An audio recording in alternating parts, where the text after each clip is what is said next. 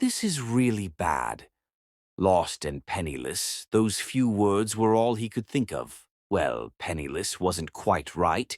He did have his wallet in his pocket, and setting aside the fact that he had an abundance of small change and very few notes, it couldn't be denied that he had his assets on him, more than enough to go to the nearest mall to do some shopping and eat some lunch. Even so, he could only be called penniless. Looks like the currency around here is completely different after all. Flipping the rare ridged 10 yen coin he was holding, the youth sighed deeply. He was an unremarkable youth bearing short black hair and average stature. He had some muscularity, which, combined with his cheap jersey, gave off the air of an athlete. His sharp eyes were his only noteworthy feature, and now even they drooped helplessly. The banality of his appearance was such that one could instantly lose him in a crowd. However, the gazes directed at him were those of wonder and incomprehension, as though they were looking at something strange. Obviously, there wasn't a single person sporting black hair or a jersey among those looking at him. Their hair varied extensively: blonde, white, brown, green, blue, and so on. Furthermore, their outfits were armor, dancers' clothes, monotone robes, and more, which possessed a certain vibe. The youth could only cross his arms in comprehension as their brazen gazes washed over him. So, basically, it's like that, huh? Snapping his fingers, he pointed at those who were staring at him. Seems I've been summoned to another world. Before his eyes was a carriage drawn by a massive, lizard-like being. Natsuki Subaru was born in Heisei era, Japan's pressure-free education system. He had lived 17 years, and to describe his life would take 17 years in itself. Setting that aside, his present situation could be simply described as high school third year, shut in, or in more detailed terms, a piece of trash who disregards everything, even his parents, to shut himself in his shell even with his entrance exams right around the corner.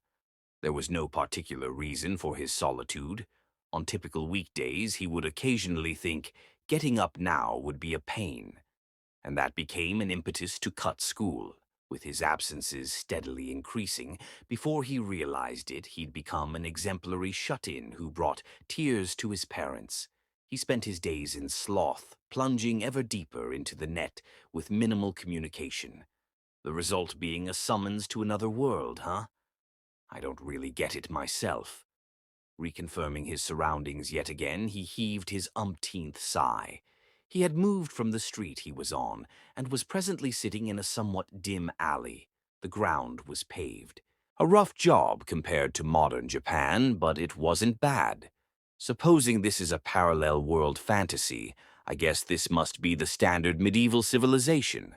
I didn't see any machinery, and they build with stone and wood.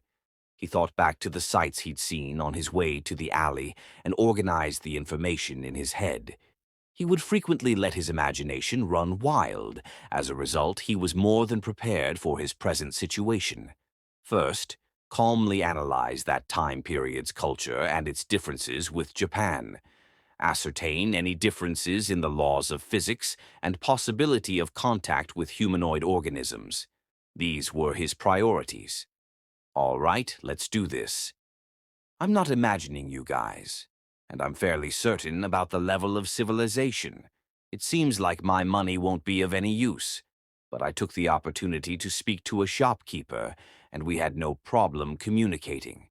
Upon realizing he'd been summoned, the first thing Subaru did was attempt to negotiate with a grocer.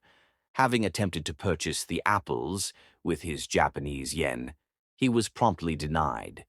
It seemed that this world used gold, silver, and copper coins as its currency.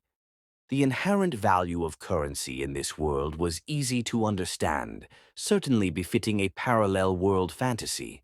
Well, I suppose there would be mixed metal fakes. Something like a 500 won coin would probably degrade, though. Probably heavy to carry around, he thought as another lizard-drawn carriage passed through the street. This produced a giant cloud of dust, and yet the townsfolk paid it no mind, as though they were completely used to this. Even so, they don't seem nearly as common as cars were. Come to think of it, I haven't seen any dogs or cats around here. The lizards drawing the carriages appeared considerably larger than horses. Their body mass seemed constant relative to their proportions, but it was certainly worrying to see reptiles of that size. They're commonplace, huh? Both lizards and humanoids. Then the final piece he had to confirm, the unique looks of this world's humans. They possessed very colorful hair, but one could easily obtain any hair color with dye. For a parallel world fantasy, that was nothing extraordinary. Instead, Subaru focused on their animal ears. At a cursory glance, he spotted dog ears, cat ears, perhaps even bunny ears, and he may have even caught sight of a lizard man-like being. There were also those who looked no different from Subaru, which led him to conclude, the genre is parallel world fantasy. The culture is that of your typical medieval civilization. Demi-humans are common, so battle and adventure might be common as well. The animals show some minor changes, but they basically serve their functions. Is that how it is? Having deduced that, Subaru exhaled a long breath that wasn't quite a sigh. Having spoken of the circumstances he'd ended up in, he knit his brows at this seemingly convenient development. If things proceeded according to his fantasies, he'd freely use his modern knowledge to obtain incredible power. However, this world was slightly different from what he'd planned for. I'd run perfect simulations of the Sengoku era. If I'd ended up there, I'd have seized the country from Nobunaga. When it came to parallel world fantasy, at best his knowledge amounted to gunpowder production. And even that was meaningless considering this world's technological level. Parallel world fantasy generally came with magic. If that were the case, it would probably make gunpowder little more than fireworks. Well, there's also cliches where magic isn't the end-all be-all. If I ever get the opportunity to contribute to the advancement of science, I'll do my best to... First, my current problem. He had no clue how or why he'd been summoned here. He clearly remembered what he was doing prior to the summoning. He had just gone out for the first time in a long while to buy some cup ramen at the convenience store and was about to return home. He didn't want to use his bicycle, so he went on foot midway. He looked up at the night sky and thought, "It's almost a full moon tonight, huh?"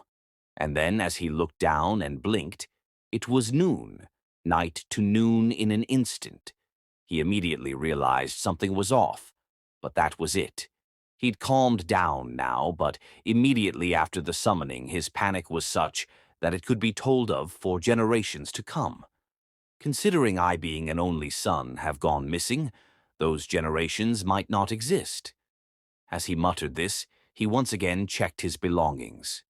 In a parallel world fantasy, starting gear was even more important than he'd imagined.